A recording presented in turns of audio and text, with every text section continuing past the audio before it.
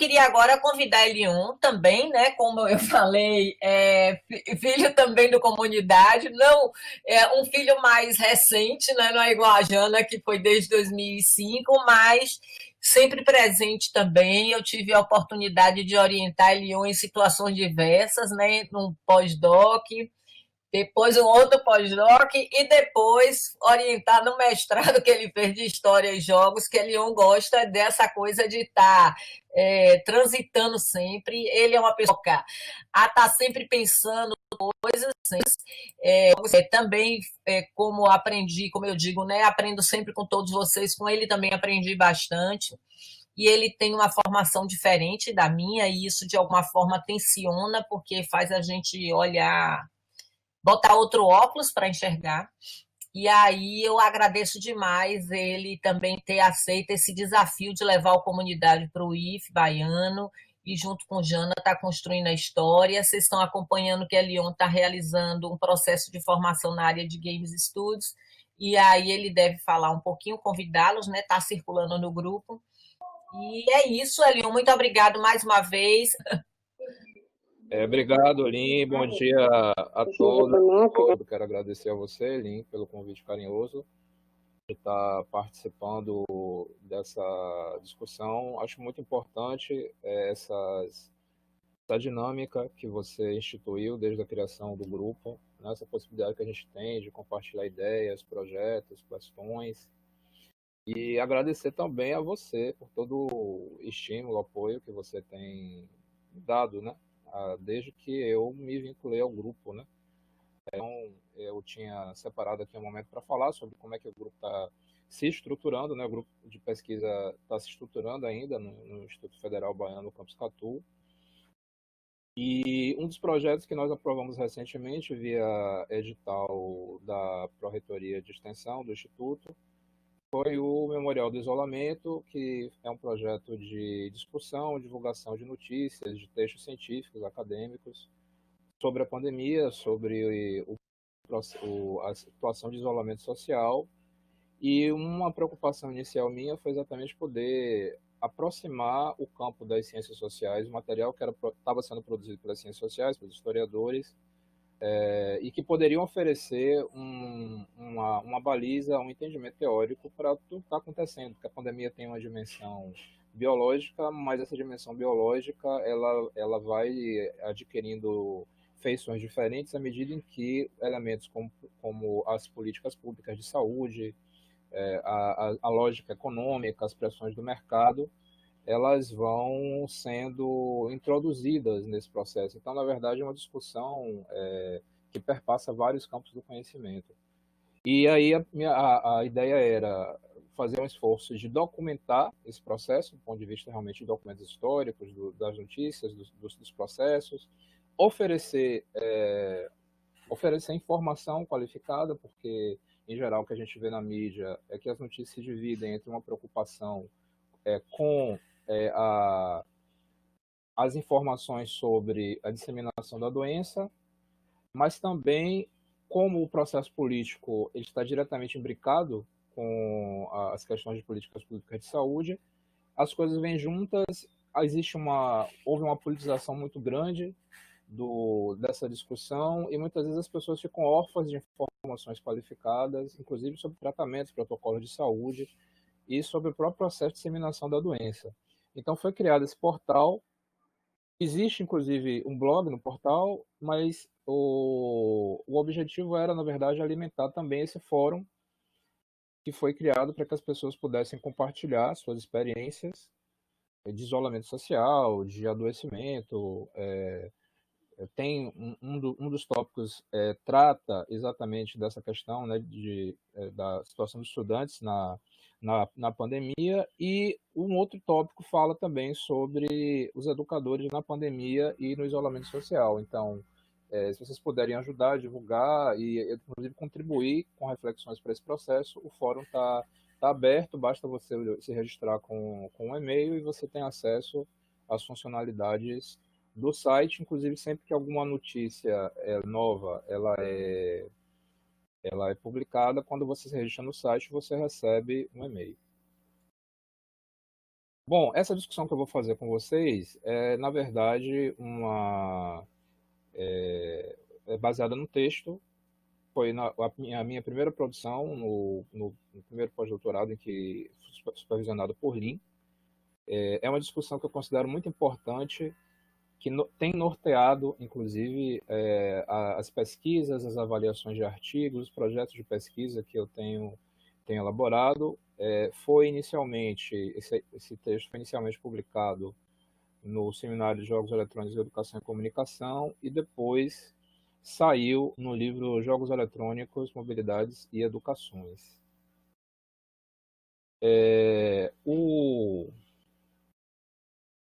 nosso grupo de pesquisa, o Comunidades Virtuais IF-Baiano, ele está estruturado em 3 linhas de pesquisa: o Lab Games, o Laboratório de Humanidades Digitais e o Observatório das Redes Sociais.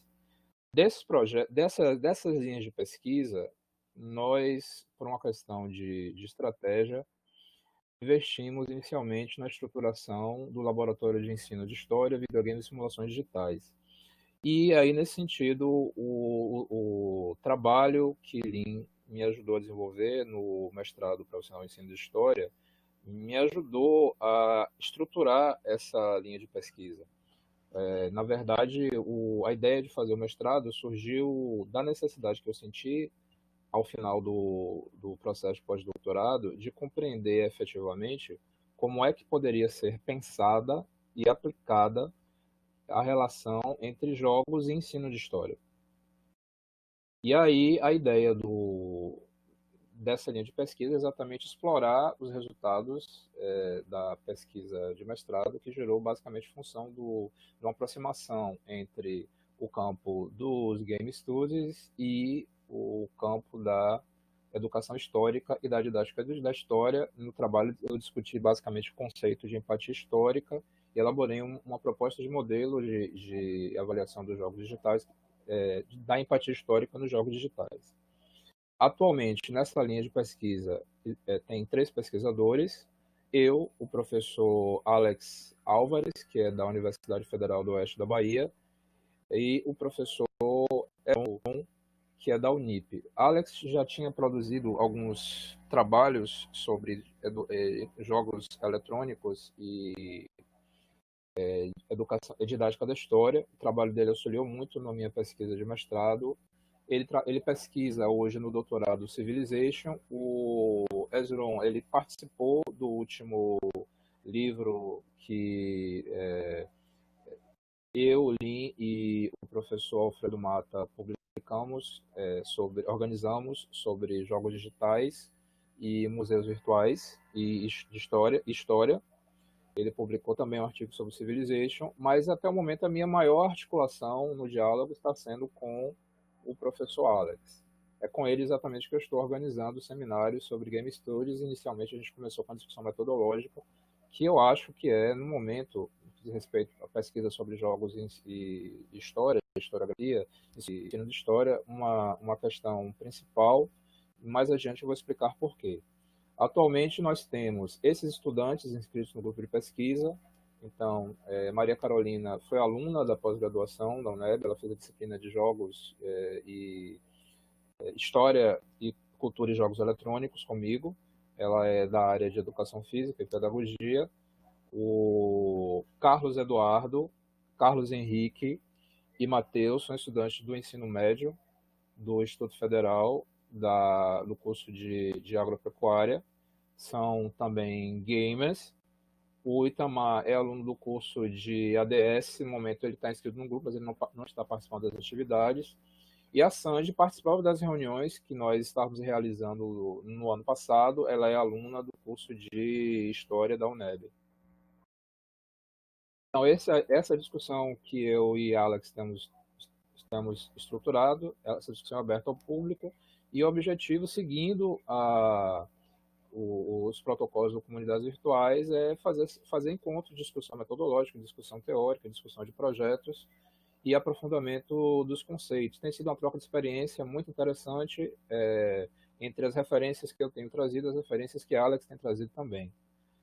Uma nota importante é que essa discussão, no caso de quem estuda, por exemplo, a relação entre jogos e história, há muita coisa já produzida em português, mas os principais textos estão ainda em inglês, basicamente, né?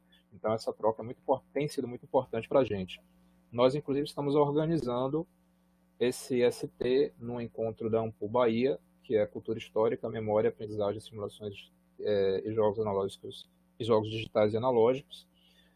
Alex tem o entendimento de que é preciso se somar à discussão dos jogos digitais, fazer essa discussão juntamente com a discussão sobre os jogos, vamos chamar, né, de analógicos, porque ele defende que existe uma mesma lógica e que essa aproximação auxilia a compreender melhor o objeto de pesquisa. As inscrições foram prorrogadas até o dia 2 de julho e o evento vai ser realizado virtualmente. Bom, eu vou começar a discussão e seguindo a exposição do artigo, não saiu a imagem, mas veio. Então, no artigo, eu procuro fazer uma discussão sobre como o campo teórico sobre jogos digitais, ou chamado Game Studies, ele se complexificou a partir do momento em que novos atores e novos campos discursivos adensaram a discussão. Basicamente, eu estou me referindo à introdução das discussões sobre cultura e jogos eletrônicos. O marco inicial a gente pode dizer, né, que um dos marcos iniciais dos trabalhos que norteiam a discussão sobre os estudos e pesquisas sobre jogos eletrônicos é a publicação do Hamilton Holodeck, de Janet Murray. Esse trabalho é de 1993. É um trabalho que até hoje ele oferece uma reflexão muito fértil para a discussão sobre jogos e história. Tem sido, inclusive, pouquíssimo explorado, daí porque eu entendo que essa discussão metodológica é muito importante, mas nas publicações, sejam elas aqui no Brasil, e mesmo fora do Brasil, sobre jogos, história, historiografia, jogos eletrônicos, é como se, de certa forma, o campo teórico da produção sobre Game Studies, que já vem de longa data, fosse ignorado. E então as pessoas não dialogam basicamente não tem uma preocupação em fazer uma ponte, em estabelecer um diálogo com a narratologia, que tem o Hamilton Holodeck como sua obra de referência, nem com o campo da ludologia. Então nós vemos sempre tentativas de aproximação, por exemplo, com o cinema, ou tentativas de aproximação vindas oriundas da filosofia, mas efetivamente as questões trazidas pela narratologia ou pela ludologia, elas não têm sido enfrentadas, pelo menos essa é a minha avaliação. E isso tem trazido uma dificuldade de que na qualidade da pesquisa nessa área. E de forma geral, a gente observa que a preocupação com as questões metodológicas, elas têm sido evitadas. E eu vou explicar como é que isso se dá mais adiante com um texto que eu utilizei para fazer a análise do Assassin's Creed 2, que foi o objeto de pesquisa do primeiro pós-doutorado. Basicamente, no Hamilton Holodeck, é importante a gente chamar a atenção para o fato de que a preocupação de Janet Murray não é sobre os videogames, é sobre o computador como meio de expressão, como meio de criação de narrativas. Então, basicamente, ela vai partir de uma caracterização do computador enquanto meio de comunicação. Importante chamar a atenção para o fato de que o trabalho dela se insere numa longa tradição do MIT de discutir mídia e comunicação. E ela vai definir 4 características do computador enquanto meio. O elemento procedimental, então ela entende por elemento procedimental, a capacidade de que, a partir de instruções dadas, o computador ele produza ambientes, passos interativos. A participação, que é a possibilidade que ele dá, e ela vai cunhar o conceito de interator, né, de atuar no interior do mundo digital. A espacialidade, que é exatamente a produção desses espaços navegáveis, e o enciclopedismo, que seria tanto o acesso a um quantitativo considerável de informações, como também a possibilidade de conexão e do diálogo entre as próprias máquinas, entre os próprios computadores. Se a gente associa a procedimentalidade e a participação, nós vamos ter aquilo que Murray vai definir como interação. E decorre da associação entre espacialidade e enciclopedismo o conceito de imersão. Esse conceito de imersão tem sido bastante revisto, inclusive recentemente o Gordon Calleja publicou um livro e alguns artigos nos quais ele propõe a substituição do conceito de imersão, e ele é um dos autores que procura fazer um diálogo mais consistente com o campo da teoria social e cultural. Ele vai propor a substituição do conceito de imersão pelo conceito de incorporação. Acha que isso é mais explica com mais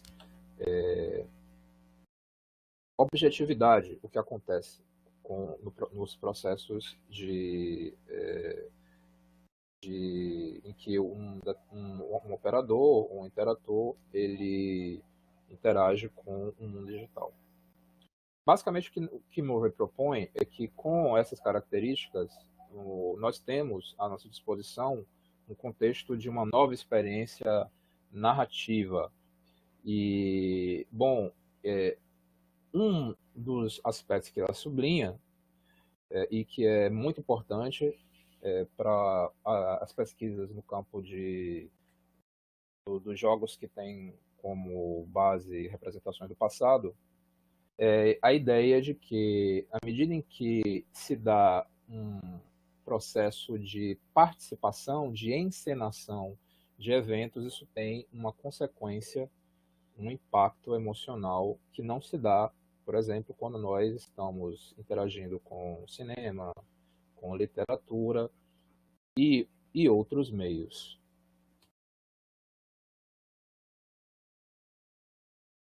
Bom, mas aí eu quero fazer agora um corte e eu vou utilizar esse texto do Robert Cassar, que é uma análise narrativa do God of War.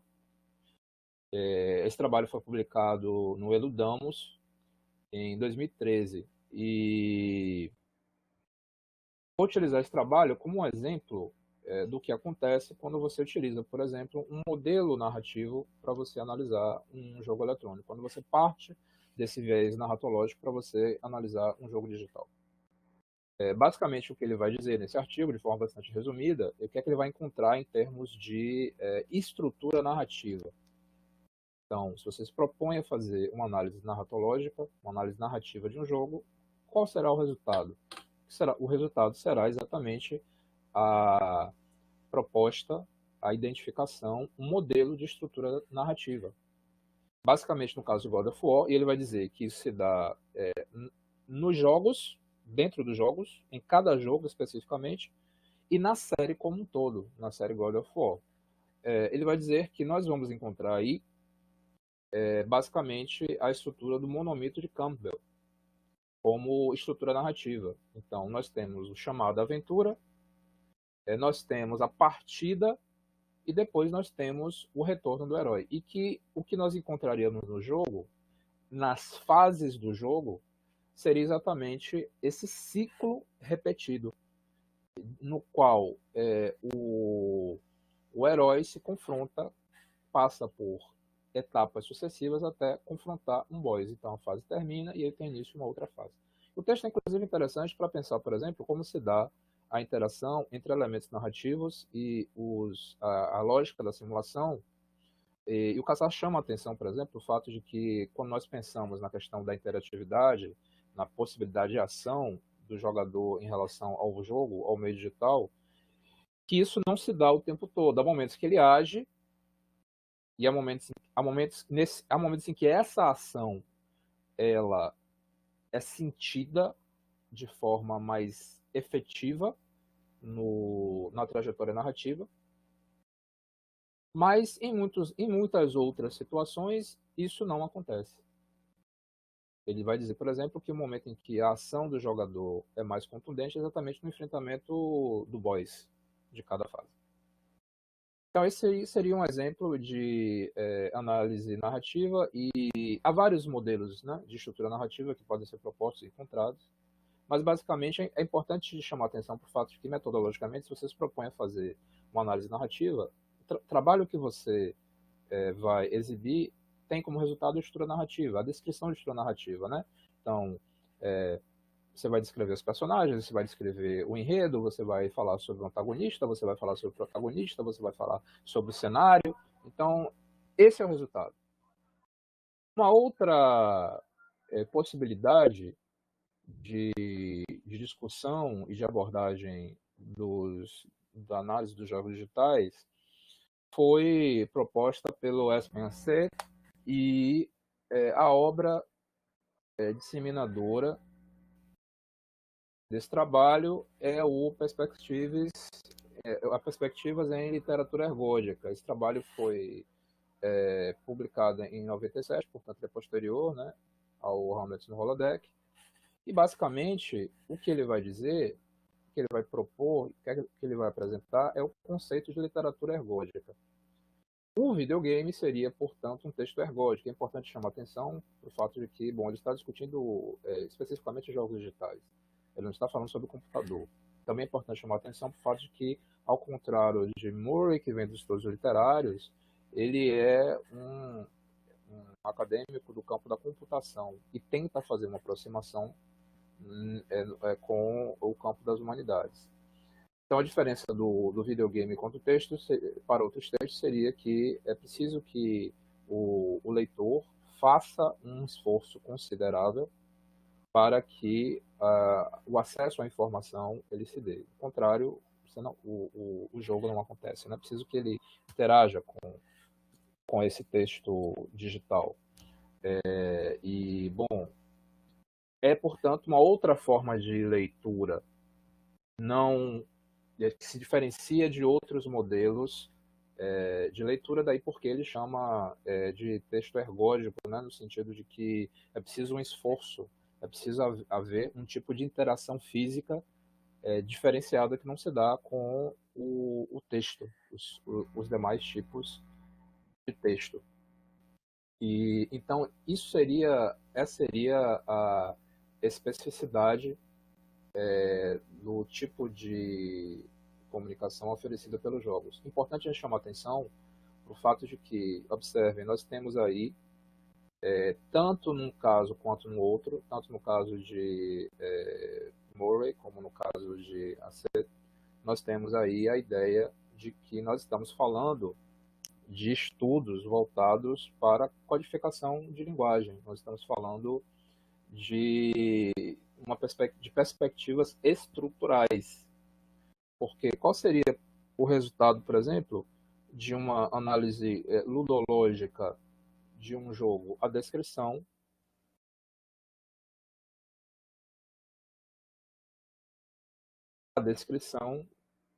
de mecânicas de interação, né? Como o jogo funciona, como se dá a física do jogo, o que o jogador pode fazer. É um veículo importante para a divulgação dessas pesquisas é o jornal Game Studies. E aqui a seguir a gente vê o grupo de pesquisa que foi organizado pelo SPNC, que é o Centro para Pesquisa de Games, e aqui nós vemos algumas publicações produzidas por esse centro de pesquisa. Então, o Ralph Riel, né, foi produzido pelo Jasper Juhl, Ethics of Computer Games, Compreendendo Videogames, o trabalho do Taylor, a disrupção lúdica na mídia digital, o Play Matters, do Miguel Siccar, e por aí vai. Então, o resultado de uma análise ludológica seria a descrição de um jogo pensado a partir das suas mecânicas, das suas dinâmicas, das suas estéticas, das suas regras, do sistema e do tipo de diversão que isso produz. É importante chamar a atenção para o fato de que, na produção dessas pesquisas ludológicas, a ludologia se reivindicou enquanto um campo específico, enquanto uma disciplina específica e especializada no estudo dos jogos digitais. Então, essa seria a especificidade desse campo de investigação, que foi criado a partir do cybertests. E é interessante a gente chamar a atenção para o fato de que, durante muitos anos, as discussões que pautavam a análise dos jogos digitais se davam entre o embate, se dava a partir do embate entre os narratologistas, que diziam, não, é narrativa, vamos analisar a narrativa, e os ludólogos diziam, não. Inclusive tem um texto de um ludólogo que ele usa uma expressão muito interessante, ele diz, não, se você joga um objeto se você joga um objeto, o objeto não conta uma história para você. Então não tem sentido você falar em narração nos jogos digitais, porque a narração é como se fosse uma capa, é como se fosse um marketing, mas sem a lógica, sem a dinâmica da programação, sem as mecânicas, você não tem um jogo digital. E aí nós temos outras posições, daqueles que procuravam uma aproximação entre os estudos narratológicos e os estudos ludológicos, aqueles que reivindicavam uma posição mais extrema, dizendo você faz uma coisa, você faz outra. Então essas discussões pautaram as pesquisas sobre jogos. E é importante chamar a atenção para o fato de que saber em que tipo de proposta metodológica a investigação se situa é fundamental para que a investigação seja bem conduzida e para que se possa ter uma boa avaliação, mais precisamente, né, uma avaliação objetiva dos resultados dessa pesquisa. Eu vou dar como exemplo um texto que me ajudou muito na pesquisa do Assassin's Creed, que foi publicado nessa coletânea Playing with the Past, que é um texto de um historiador chamado Douglas Down, chamado Verniz Histórico, Anacronismo, Simulação e Arte em Assassin's Creed 2. Então ele trabalha exatamente com o jogo que eu discuti. Nesse trabalho, o Douglas Down ele faz, e ele é professor de História Moderna, né? Foi provocado inicialmente pelos alunos que perguntavam, mas como é isso? Eu fui em Veneza e reconheci tudo aquilo que vi no jogo. Qual é a relação que tem com a história, o jogo?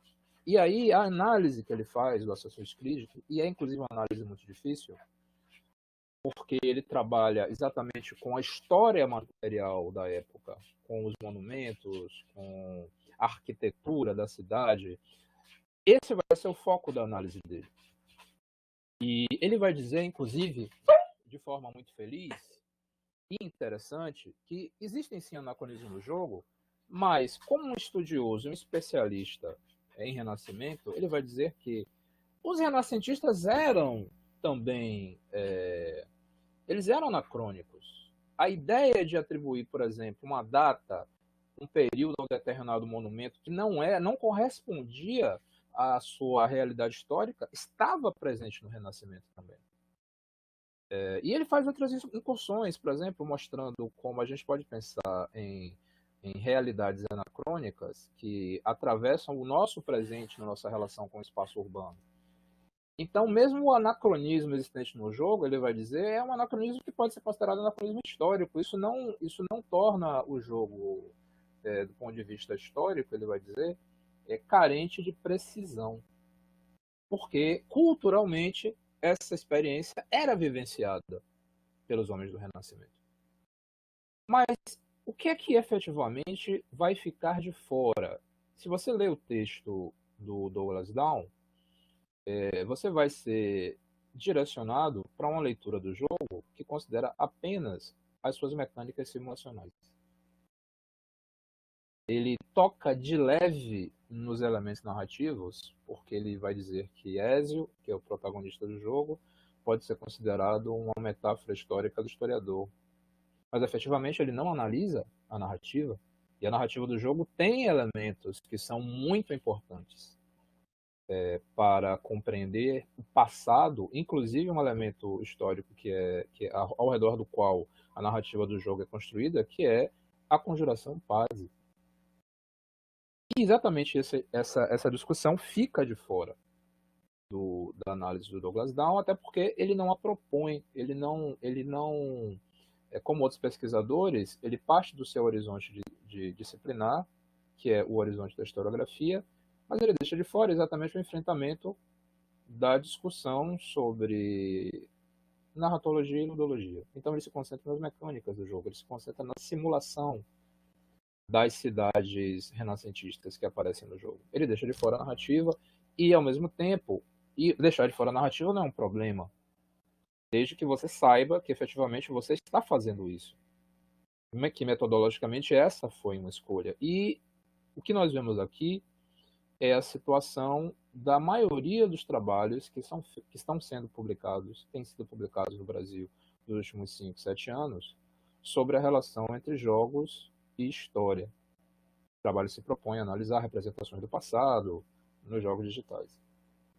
Não existe uma clareza metodológica nesse ponto. Eu sou muito grato a Lin por ter, logo no início do meu processo de pós-doutorado, por ter indicado a importância de fazer essa discussão e de me apropriar do referencial dos Game Studios. Aqui são algumas imagens do jogo Assassin's Creed, são capturas de tela. E só para quem não conhece o jogo entender qual é a discussão, qual a importância dessa discussão, né, sobre por que o jogo foi escolhido, né, como por Douglas Down para fazer qual a relevância que ele teria para fazer essa sobre a história dos jogos digitais. Bom,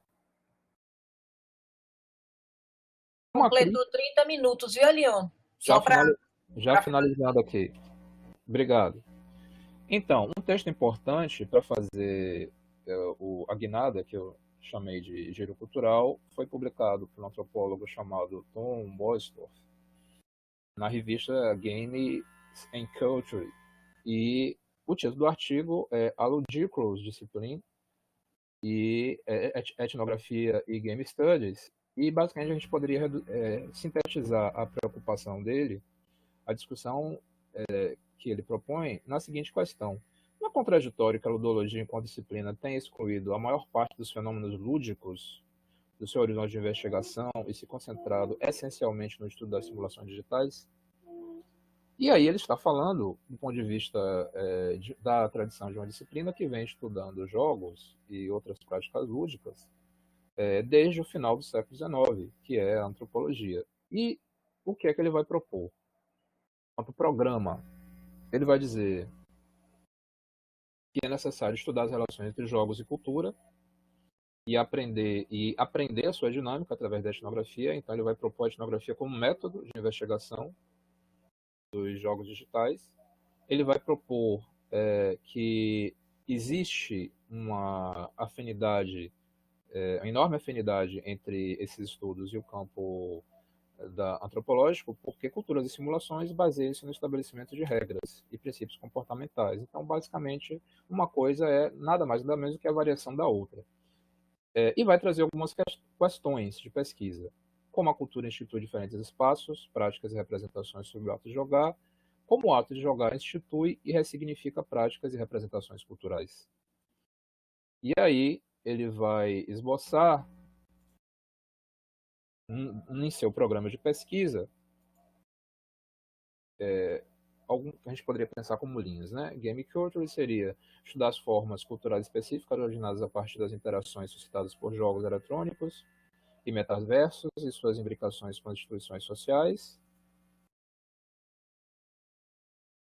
Cultures of Gaming, que seria pensar como a partir das mídias interativas se dá a emergência de múltiplas culturas e subculturas em diferentes escalas nacionais, globais, com particularidades regionais. The Game of Culture, como as culturas do mundo estão sendo moldadas por jogos e outras mídias interativas. E como é que isso se deu em termos de produção científica? Como é que isso impactou em termos de produção científica? Essa sensibilidade. Bom, em primeiro lugar, nós vamos ter a introdução de termos, de conceitos, que até então não estavam sendo utilizados para pensar os jogos digitais. A exemplo do próprio conceito de cultura, nós vamos ter o recurso à etnografia e nós vamos ter, de forma muito contundente, o crescimento de vários estudos sobre identidade, a relação entre identidade, construção de identidade e jogos digitais. Então, basicamente, nós vamos ter aí a saída de um campo que estava preocupado no momento que as discussões estavam centradas em analisar elementos formais dos jogos, fossem eles elementos de narratologia ou elementos da simulação, das mecânicas, para para discussões que estavam interessadas em compreender as vivências dos jogadores, as interpretações que eles faziam dessas regras e sistemas, e também o tipo de experiência que esses jogadores tinham com os jogos. E aí nós vamos ter, como resultado, o aparecimento de várias publicações e livros e artigos, como The Second Self, de Sherry Turkey, ela também é do MIT. Um texto emblemático dessa mudança é o Playful Identities, a ludificação digital da cultura da mídia. A tese do Olli Skog, que ele foi pela Universidade de Uppsala, na Suécia, documentando comunidades de videogame. Temos o trabalho também, um trabalho sobre narrativas, na Universidade de Utrecht. Temos a discussão que pensa os jogos como culturas situadas, e trabalhos de maior peso, como, por exemplo, o computador como um fenômeno sociocultural, jogo online em contexto, que foi produzido e organizado pelo Gary Crawford, que publicou também um estudo que é basilar para essa nova perspectiva, que é videogamers. Então, é o jogador que importa, não mais o suporte do jogo, não mais a mídia em si, né? É o que os jogadores fazem com o jogo. E aí nós vamos ter quem está interessado nessa perspectiva, nesse tipo de abordagem, pode encontrar revistas, jornais diretamente comprometidos com isso, a exemplo da DIGRA, que é uma associação de pesquisa que é voltada para entender a experiência do jogador, acessibilidade, jogos de RPG.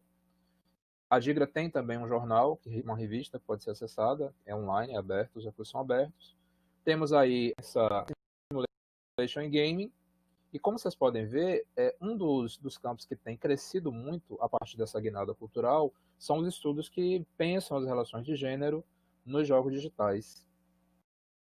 Uma outra revista interessante também para essa perspectiva é o Eludamos, que tem essa perspectiva interdisciplinar e valoriza muito a abordagem histórica e sociocultural dos jogos. Eu estou adiantando aqui para finalizar. Então, estou aqui mostrando, né, alguns trabalhos que foram publicados nessa perspectiva cultural, né, teorizando o gênero e gameplay, crítica conceitual do design moral, do design.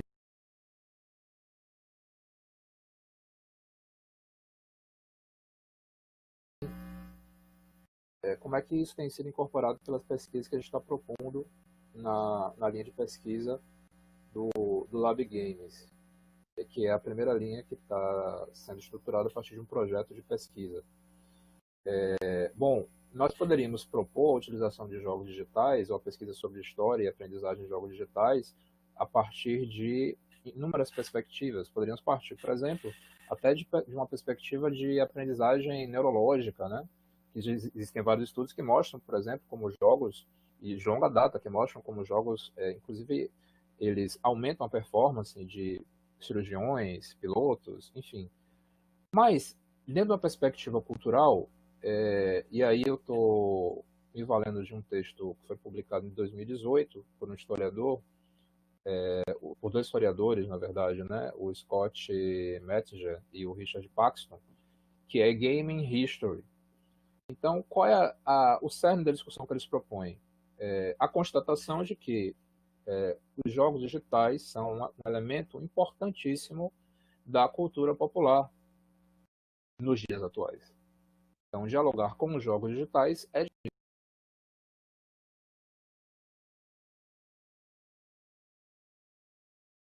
servem como referência assim, para pensar o passado, assim como filmes, assim como literatura. E é a partir disso, da relevância da experiência lúdica enquanto prática cultural que envolve letramentos variados, é a ideia de que é preciso compreender que um tipo de aprendizagem ou conexão com o passado se dá a partir do momento que os alunos eles interagem com os jogos digitais, lúdicos e os textos históricos, porque os alunos já estão fazendo. E, basicamente, o que eles propõem é um programa de pesquisa com um quadro teórico, eu não vou abordar aqui para análise dos jogos, isso não é importante para a discussão do momento, mas o cerne da discussão que eles estão propondo é exatamente parte dessa compreensão, de que os jogos estão na cultura escolar, eles estão na cultura popular, e que dialogar com os jogos digitais, na verdade, é dialogar com os referenciais culturais que os alunos já trazem para a escola e que molduram, que conformam a compreensão que eles têm do passado. E aí eu findo aqui e devolvo a palavra para a Lin. Elion, muito obrigada. É sempre bom te ouvir e é sempre bom ouvir sobre games e os estudos que vêm sendo realizados. Eu acho que foi super importante, porque tem gente assim, mas eu adoro ouvir porque eu sempre aprendo com você, né? Então é muito rico. E fico muito feliz que você esteja consolidando o grupo lá no IF Baiano com essa vertente, que é a vertente que é tão cara para a gente, que é o estudo sobre jogos, né? E aí é bom que a parceria sua com Janaína, ela abre a possibilidade, né? Então, na verdade, é essa coisa que o Comunidades tem muito forte, de realizar investigações, estudos e processos de desenvolvimento dentro do universo digital. Né? Então, estamos sempre atentos a todos esses artefatos enquanto fenômenos culturais e pensando e refletindo sobre eles. Eu gostei muito, porque sempre me atualiza sobre algo que me é tão caro. Parabéns pela sua fala.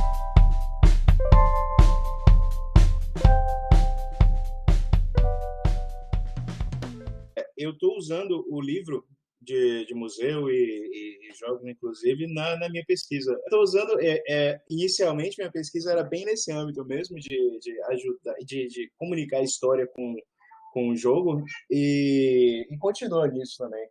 Inclusive, trocar essas figurinhas aí, Leon, por favor. Eu agradeço muito. Foi muito boa a palestra, viu? Não, mas também falar sobre a ideia de jogos mais especializados em história também.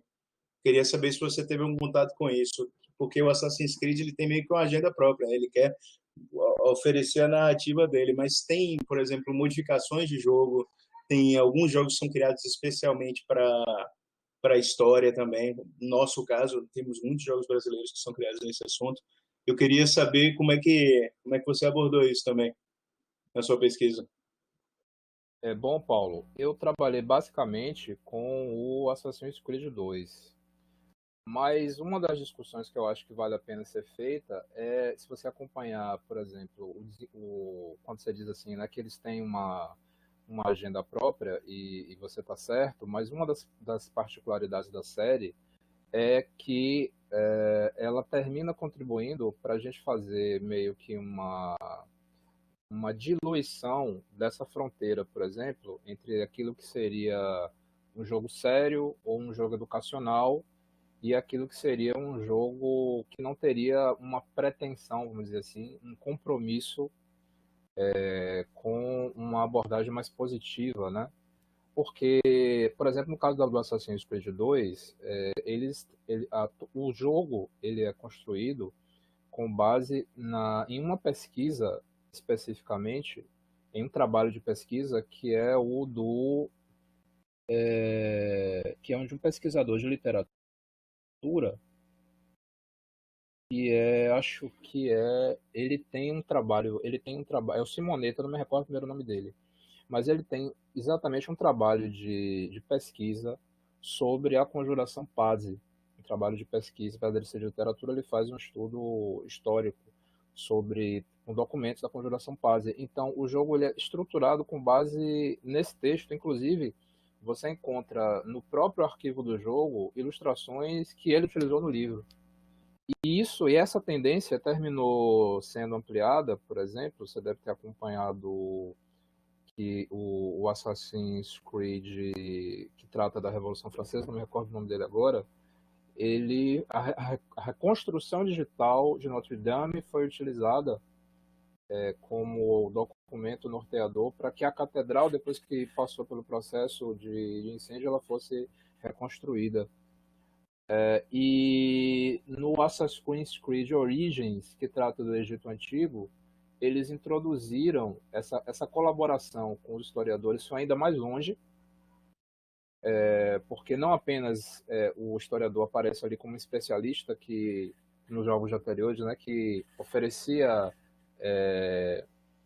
orientações sobre como o jogo podia ser construído, mas o jogo oferece um tutorial elaborado por professores de história sobre o Egito Antigo, sobre cidades do Egito Antigo, sobre processos históricos que aconteceram lá. Então, eu acho que um movimento muito interessante que a gente está tendo é exatamente essa diluição dessa fronteira, né, entre um jogo que teria a pretensão de ser um jogo para ensinar história e um jogo que não teria, vamos dizer assim, essa pretensão. E, inclusive, existe já um pessoal trabalhando com o conceito de jogos documentais. Então, eu acho que o que é interessante é a gente pensar na diluição dessas fronteiras. Na pesquisa, né, como o Paulo, entrar em contato com a gente, participar das discussões, porque o objetivo é exatamente esse, né? Congregar as pessoas que estão interessadas em fazer essa discussão. Aí eu estou deixando aí meu e-mail e o meu número no bate-papo público. Exato, a ideia é fortalecer a rede. Agradeço demais, que bom ter vocês como parceiro e como representante do Comunidades em outras instituições. Sou muito grata por vocês terem aceito esse desafio.